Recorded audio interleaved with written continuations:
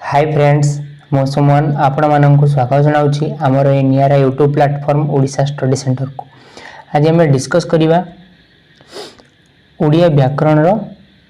भाग 11 आगु आम 10टी भाग पार्ट आम अपलोड कर सारीचु। जो मैंने देखी ना नुआ अच्छा वीडियो से जा प्लेलिस्ट देखिपारे और जो मैंने नुआ अच्छा आम आम ओडिशा स्टडी सेंटर चैनल को सब्सक्राइब कर दिखाँ है। देखो आज आम टॉप 20 क्वेश्चन नहीं आसचु। ये 20 क्वेश्चन क्यों एग्जाम हेल्पफुल रही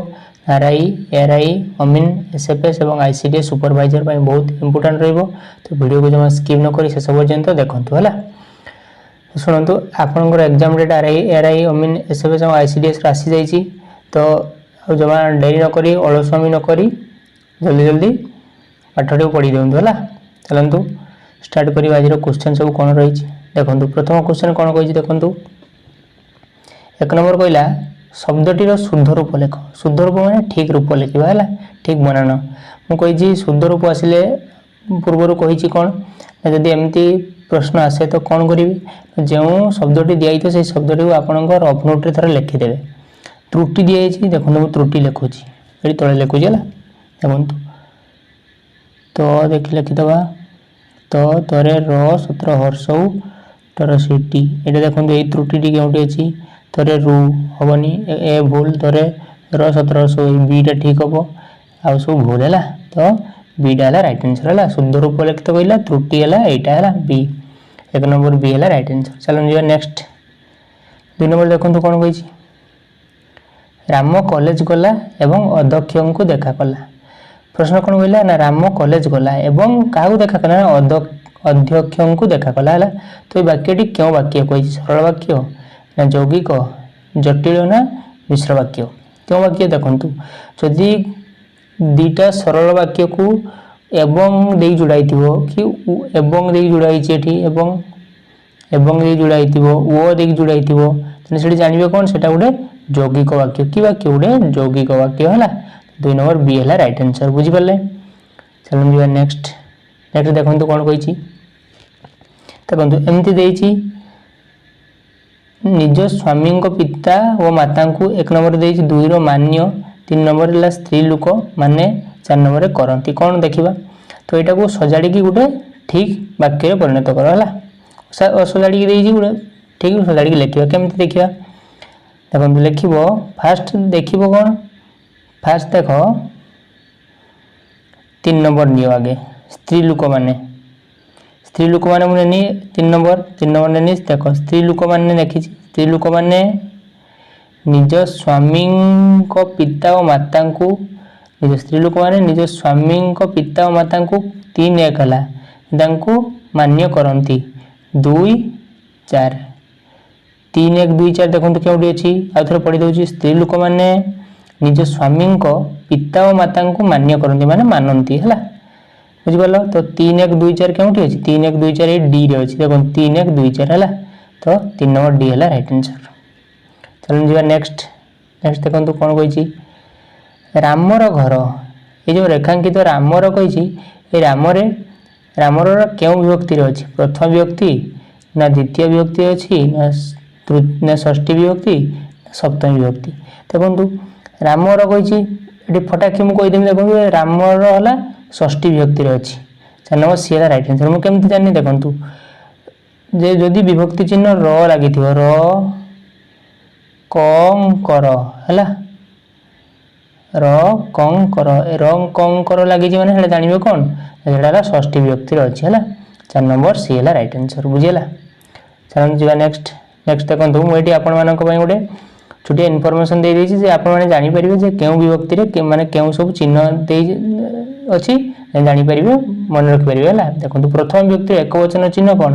एडी देई नै मु लिखि दे देखो टी टा टी हला टी टा आउ टी टा टी हला मन रखिबे टी टा टी हला एडा हला प्रथम विभक्ति रो एक वचन चिन्ह तार बहुवचन चिन्ह देइछि सब पढ़िबे एगुड़ाक है। तो एगुड़ाक समझे एमती पढ़िबे आ मन रखिबे है तापर जाई आपण माने सब ठीक करि परिबे बुझिले। एटा गोटे मो स्क्रीनशॉट नै नियंतु समस्ते है जानि परिबे। तापर चलो जी नेक्स्ट नेक्स्ट देखो 5 नंबर कौन कहला धन और जीवन धन और जीवन कौन मिश्रण हुए धन जीवन हुए तो ये धन और जीवन हूँ यहाँ क्यों समास अच्छी बहुब्री अच्छी ना दिगुरे अच्छी ना द्वंद्व समास ना कर्मधारय समास देखो धन और जीवन यहाँ क्यों समास अच्छी यहाँ है आमर द्वंद्व समास अच्छी मुझे जानी देखो जदि ओ देखिए जोड़ा हो धन और जीवन ओ देखिए जोड़ा हो बुझे धन और जीवन ओ देखिए जोड़ी जापारे यहाँ है द्वंद्व समास अच्छी बुझेगा ओ देखिए जोड़ी थी मैंने जानवे द्वंद्व समास अच्छी बुझेगा आउ जानवे धन और जीवन एगुड़ा सब कौन गोटे विशेष्य धन जीवन एगुड़ा सब विशेष्य यदि एकाधिक विशेष्य पद जोड़ी था ना तो सेठी है द्वंद्व समास होता है 5 नंबर सी है राइट आंसर। चलो जी नेक्स्ट 6 नंबर देखो कौन कहला देखो पूर्ण अटे चंद्र यार समास पदटी कौन हम पूर्ण चंद्र हम ना पूर्ण चांद हम ना पूर्ण चित्त हम ना पूर्ण चंदा हम राइट आंसर टी कौन हम ना पूर्ण चंद्र हम है 6 नंबर ए है राइट आंसर 6 नंबर ए है पूर्ण चंद्र यही पूर्ण चंद्र यहाँ को आप जो शुद्ध शब्द जो आसे ना से भी पकईदेव आपटे यार वर्णना टे देखुवे है पूर्ण चंद्र है। चलो जी नेक्स्ट देखो नेक्स्ट जी आगे मुझे आपको छोटे इनफर्मेशन दे दूसरी आम जो आरआई एआरआई अमीन एसएफएस और आईसीडीएस सुपरवाइजर टेलीग्राम गोटे पेड ग्रुप रही से डेली आपको 50 क्वेश्चन मिल जीके रे 10 ओडिया रे 10 मैथमेटिक्स रे 10 इंग्लिश रे 10 रीजनिंग रे 10 है टोटाल 50 क्वेश्चन मिल आ सहित कौन मिल ना 10 फॉल मॉक टेस्ट मिल विथ सॉल्यूशन है बुझेगा 10टा फॉल मॉक टेस्ट सहित तार सॉल्यूशन मिल यार प्राइस केते रही ओल्ड स्टूडेंट मानक 55 आउ न्यू स्टूडेंट मानक 75 रही है केमती जॉइन हे ये जो तले नंबर दिखाई 9692067464 यही नंबर रे आपण माने फोन पे किंबा गूगल पे रे पेमेंट करदेवे पेमेंट कर सारा पड़े से जो स्क्रीनशॉट टी आपण मैंने यही नंबर व्हाट्सअप अच्छी व्हाट्सअप रे पठेदेवे तापर आपण मानक आम जॉइन करदेव है तो ट्राई करूँ जॉइन होगापाई है चलो देखु से ग्रुप रे जॉइन होगा फल कौन सब स्टडी मटेरियल मिल है सब सिलेक्टेड क्वेश्चन सब मिल कौन ओडिशा जीके रे 400 प्लस जीके रे 500 कंप्यूटर रे 300 साइंस रे 800 करंट अफेयर रे कौन मिल लास्ट 6 मंथ करंट अफेयर मिल बुझीला तो ये जो क्वेश्चन गुड़ी रही सब वन लाइनर फॉर्म रही वन लाइनर माने क्वेश्चन विथ आंसर है क्वेश्चन विथ आंसर बुझीला ट्राई करूँ समस्त जॉइन होगापाई कहीं यही आरआई एग्जाम टा आपण भाग्य बदल दे पारे है तापर देखो कौन कही देखो ये जो टेलीग्राम रे जॉइन हे केमती आप स्क्रीन रे आसो देखो एमती क्वेश्चन आसो तार 4टा ऑप्शन थी 4टा ऑप्शन जो ठीक आपको ठीक मारे पड़ो आ देखो ये जो स्टडी मटेरियल क्योंठी पाइबे जो फाइल सेक्शन अच्छी फाइल सेक्शन को जीवे तार फाइल सेक्शन गला पर एमती गोटे पेज खोली से देखो सब लिखाई April month current affair RI mock test for माने एमती गोटे पेज शो करिवो आपण माने से डाउनलोड करके पढ़ी पारिबे है। चलो जी नेक्स्ट देखो 7 नंबर कौन कहला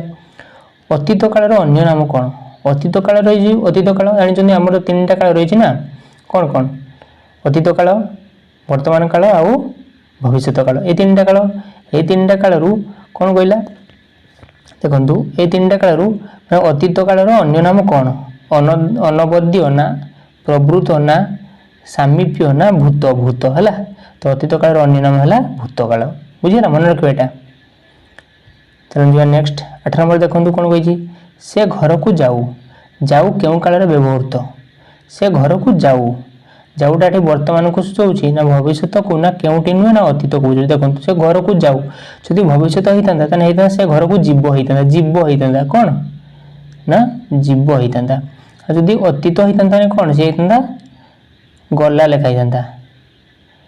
से घर को गला लिखाई कि ये कही से घर को जाऊ जाऊ मैंने वर्तमान काल लिखाई बुझेगा तो भविष्य होता जीव होता अतीत होता गला होता बुझेगा तो ये जाऊ मैंने वर्तमान काल बुझेगा तो 8 नंबर है राइट आंसर। चलो जी 9 नंबर देखो कौन कही क्रियार कौन प्रकाश कले क्रिया विशेषण हुए क्रियार आपने कौन प्रकाश कले जाए क्रिया विशेषण हो पार क्रियार गुण प्रकाश कले से क्रिया विशेषण को बुझेब ना क्रियार गुण अवस्था को बुझेले से क्रिया विशेषण को बुझेब ना कौन हेली दो होली है ना सहित देखो ये दुटा किसी एमती ना खाली ऑप्शन देखी देखो क्रियार कौन प्रकाश कले क्रिया विशेषण हुए ना क्रियार गुण सहित अवस्था बुझेगा गुण भी जदि गुण अवस्था न था आगे जो अलग था मैंने खाली गुण मारी था ठीक होता কিন্তু ଏଠି କହିଛି କ'ଣ କ୍ରିୟାର क्रिया विशेषण को आम केमती जाना से गोटे गुण को बुझाऊ अवस्था को बुझाऊ बुझीगला गुण बा अवस्था तो 9 नंबर बी है राइट आंसर। चलो जी नेक्स्ट 10 नंबर देखूँ केउटी पदर दुई थर व्यवहार द्वारा क्रिया विशेषण देखूँ दुई थर व्यवहार द्वारा क्रिया विशेषण क्रिया विशेषण बुझीपारे जे क्रिया को विशेषित करे सी है क्रिया विशेषण बुझीगला तो सी कही कौन क्रियार दुई थर व्यवहार होता क्रिया विशेषण को बुझाऊ धीरे धीरे तो थे बुझाऊ ना यहाँ नुहे प्रांजल भाव एटा तो थरे प्रांजल सहित नुहे बिंदु बिंदु देखो बिंदु पुणी बिंदु बिंदु बिंदु दुई थर बुझाऊँ एटार क्रिया विशेषण है 10 नंबर सी है राइट आंसर। चलो जी नेक्स्ट 11 नंबर देखो कौन कहला 11 नंबर कही क्रिया सहित संबंध न थाई व्यक्ति वस्तु और प्राणी सहित जार संबंध थाए ताकू क्यों पद कहुए से कहला क्रिया सहित कौन संबंध न थाए वस्तु और प्राणी सहित संबंध थाए बुझेगा क्रिया गोटे वाक्यर क्रिया सहित संबंध न थाए कि आ रही कौन वस्तु और प्राणी सहित संबंध रही क्यों पद कहुए विशेष्य पद कहना अव्यय पद कहना विशेषण पद ना संबंध पद कहला 11 नंबर डी है राइट आंसर। चलो जी नेक्स्ट 12 नंबर देखूँ भाग्यफल यही अर्थ प्रकाश करुवा रूढ़ीटी कौन देखो भाग्यफल देती यार रूढ़ीटी कौन है यार अर्थ प्रकाश करुवा रूढ़ीटी कौन भाग्यफल माने काठिकर पाठ ना कपाल लिखन ना कर छड़ा ना कुंभीर कांदना देखो भाग्यफल ठीक रूढ़ी कौन ना कपाल लिखन है कपाल लिखन कहते ना तो भाग्यफल ठीक नहीं माने तो कपाल लिखन ठीक नहीं बुझे कपाल लिखन है तो 12 नंबर बी है राइट आंसर। चलो जी नेक्स्ट 13 नंबर देखो कौन कही सबू शेष करदे यही अर्थ प्रकाश करुवा रूढ़ीटी कौन सबू शेष करदे मैंने धर जाऊ गोटे लोक गोटे घर भितर गोटे लोक पशि जाए चूर पशि जाइए चूर पशिकी चोरी कर सब नहीं पलि आसा चूर पशिकी चोरी कर सब नहीं पलि आपर से घर मुरबी मैंने मालिक जी कह सब शेष होगा सब शेष होगा मैंने चोरटी सब शेष करदेला सब शेष करदेला मैंने कौन ना चलू करदेला बुझेगा तो 13 नंबर बी है राइट आंसर बुझेगा 13 नंबर बी सब शेष करदेवार अर्थ है सब चलू करदेवा है 13 नंबर बी है राइट आंसर। चलो जी नेक्स्ट 14 नंबर देखो अतिभक्ति डैश लक्षण अतिभक्ति कार लक्षण चूरर लक्षण ना भक्तर लक्षण ना साधुर लक्षण ना असाधुर लक्षण देखो अतिभक्ति हूँ चूरर लक्षण है तो 14 नंबर ए है राइट आंसर। चलो जी नेक्स्ट 15 नंबर देखो कौन कहला सावधान होई काम करिबा यही अर्थ प्रकाश करुवा लोकवाणीटी कौन देखो सब सावधान होई काम करिबा यही अर्थ प्रकाश करुवा लोकवाणीटर अर्थ कौन सब जन जन था ना सावधान होई काम करेंगे है सावधान होई काम करेंगे माने कौन माने हाथे मापिकी चाखंडे जी हाथे मापिबे कि जीवा को चाखंडे जी हाथे मापिबे चाखंडे जी से कौन ना सावधान होई काम करेंगे सब सावधान होई रोचंती है तो 15 नंबर डी है राइट आंसर। चलो जी नेक्स्ट 16 नंबर देखो कौन कहला पुणी शुद्ध रूप आपको बाछा पड़ो देखो शुद्ध रूप कईटा ये क्योंटा है शुद्ध रूप देखो पुरी ये ठीक अच्छे कि ना भूल अच्छी कौन पाई देखो मुझे भाया प्रश्न आसे थे रफे लिखिथे देखो पुरी कही परस पुर दीर्घ री हम है पुरी पुरी पर आम जगन्नाथ धाम यहाँ भूल करें कहीं है भूल कर पुरी क्योंटी अच्छे सी 16 नंबर सी है राइट आंसर बुझेगा पर दीर्घ नुहे पर हर्ष रहस नुहे है तो 16 नंबर सी है राइट आंसर। चलो जी नेक्स्ट 17 नंबर देखो कौन कही पुणी सेमती कौन मैंने गोटे वाक्य को ठीक भाव में लिखो सजाड़ी दे सजाड़ी लिख केमती लिख पुणी थोड़ा पढ़ीदेव सेमती जलुवा अवस्था निआ उचित आयत करवा देखो कौन करवा आम नवा आगे निआ दुई दुई ने देखिए निआ जलुवा अवस्था 2-1 निआ जलुवा अवस्था आयत करवा उचित 2-1 आयत करवा उचित 4-3 2-1 4-3 देखिए आउ थे निआ जलुवा अवस्था 2-1 आयत करवा 4-3 है उचित ठीक है देखिए 2-1 4-3 अच्छी ना नहीं 2-1 4-3 हाँ अच्छी 17 नंबर सी है राइट आंसर बुझेगा यहाँ भी आप जानते निआ जलुवा अवस्था आयत करवा उचित है तो 17 नंबर सी है राइट आंसर। चलो जी नेक्स्ट 18 नंबर देखो कौन कहला ओ ठारू ओ पर्यंत ध्वनि को क्यों ध्वनि कह जाए ओ ठारू ओ पर्यंत ध्वनि को आम क्यों ध्वनि कहवा वर्गीय ध्वनि कहवा ना अवर्गीय ध्वनि कहवा ना स्वर ध्वनि कहवा हाँ स्वर ध्वनि कहवा ठीक व्यंजन ध्वनि नुहे ना देखो ओ ठारू ओ पर्यंत ध्वनि को आम कौन कहले स्वर ध्वनि कहवा आउटे मुझे कही रखुच्छी आपको देखो ये जो वर्गीय वर्ण अवर्गीय वर्ण व्यंजन ध्वनि एगुड़िक सब गोटे देखो केमती गोटे ये जो आमर व्यंजन ध्वनि ध्वनि अच्छी से व्यंजन ध्वनि को दुई भाग में विभक्त गोटे है वर्गीय वर्गीय आ गोटे है अवर्गीय है मन रखिए बुझे व्यंजन ध्वनि को दुई भाग में विभक्त वर्गीय वर्गीय आ गोटे है अवर्गीय है चलो जा नेक्स्ट देखो 19 नंबर टी कौन कही बिंब युक्त ओष्ठ बिंब युक्त ओष्ठ यहाँ मैंने कौन देती आप संधिटा विच्छेद अच्छी आप संधि करेंगे जोड़ी देवे है देखो केमती करेंगे बिंब युक्त ओष्ठ कौन हम देखो ये 19 नंबरटा ए हो राइट आंसर केमती देखो बिंब ये ओरे ब अच्छी माने मरे ब सॉरी मरे ब एमती मरे ब अच्छी आ ओ अच्छी कौन हो ना ओकार हो कौन हो मिसिने कौन हो सॉरी आउ थोड़ा लिखी दूसरी देखो मरे ब अच्छी ब मरे ब ये ओ अच्छी ये दुटा मिसिने कौन हम मिसिने हो ओकार हो कौन ओकार ओकार है ओकार हो देखो बिंबोष्ट कई अच्छी बिंबोष्ट 19 नंबर है राइट आंसर हो बुझे बिंब युक्त ओष्ठ है बिंबोष्ट 19 नंबर है तार नेक्स्ट 20 नंबर देखो कौन कही से काठ आनिला पुणी पत्र आनिला से काठ आनिला काठ आनी सारा पुणी पत्र भी आनिला तो पुणीटा ये क्यों पद विशेष्य पद को बुझाऊँ ना विशेष्य पद नुहे गोटे विशेषण पद को बुझाऊँ ना सर्वनाम को बुझाऊँ ना सर्वनाम केमती माने कर्ता बदल जी बसे सी है सर्वनाम बुझेगा ये सी सर्वनाम भी नुहे एटा अव्यय पद हो 20 नंबर डी है राइट आंसर से काठ आनिला पुणी पत्र आनिला पुणीटा क्यों पद ना ये है अव्यय पद है 20 नंबर डी है राइट आंसर चलो जो नेक्स्ट देखो क्वेश्चन टी कौन कही आगे बुझु ये क्वेश्चन टी मु जो वीडियो करती लास्ट क्लास माने ये जो पार्ट 5 कि 6 एमती गोटे वीडियो रे ये क्वेश्चन टी मुझे आप तो क्वेश्चन आंसर मुझे भूल कही तो से सरी है तो आपण मैंने जो पढ़ुं तो देखिए ना भूल कि ठीक रही मुझे बार आगुरी कही जब भूल थी मतलब कमेंट बॉक्स में कमेंट कर जनईदेवे तो आपने कहीं कहूना मुझे वीडियो चेक कली जानीपारि जे क्वेश्चन मैंने बाय मिस्टेक भूल कही है देखो यहाँ मुझे से डिस्कसन कर दूसरी है देखो कौन करवा क्वेश्चन टी कौन कही एक जातीय क्रिया परस्पर व्यापृत थी बुझाइले कि समास हुए देखो कौन कहला एक जातीय क्रिया क्रियाटा एक जातीय हो परस्पर व्यापृत बुझाइले माने परस्पर माने बारंबार से शब्द को आम नवा है बारंबार नवा फल जो समास हुए कि समास कहती कहते आम व्यतिहार समास कहुए है व्यतिहार बहुब्री कहुए व्यतिहार बहुब्री समास है मुझे कहीदी भूलने स्वार्थक बहुब्री यहाँ नुहे है मन रख यहाँ नुहे तो राइट आंसर टी कौन हो ना व्यतिहार बहुब्री यार उदाहरण केमती जमी जो केश को धरी आमर युद्ध जो ना ना गोटे केश को धरी युद्ध ताने हम कौन तार समास ना केशाकेशी बुझेगा कौन ना केशाकेशी केशाकेशी है मन रखिए एगुड़ा सब केशाकेशी है एक जातीय क्रियार परस्पर व्यापृत थी बुझाइले कि समास हुए ना व्यतिहार बहुब्री हुए है मन रखिए 21 नंबर डी है राइट आंसर चलो जो नेक्स्ट ये क्वेश्चन टी मुझे होमवर्क दूसरी है होमवर्क तो यहाँ आपने मत यार राइट आंसर मतलब कमेंट बॉक्स में कमेंट कर जनइबे देखो मुझे क्वेश्चन टी बुझे दूसरी कौन कही हाथी झुली झुली चले हाथी झुली झुली चले यहाँ समझ जानी यही वाक्य केउटी क्रिया विशेषण माने क्रिया को किए विशेषण करुच्ची है विशेषित किए करुच्ची क्रिया किए जदि आप क्रिया किए जानी पकेबे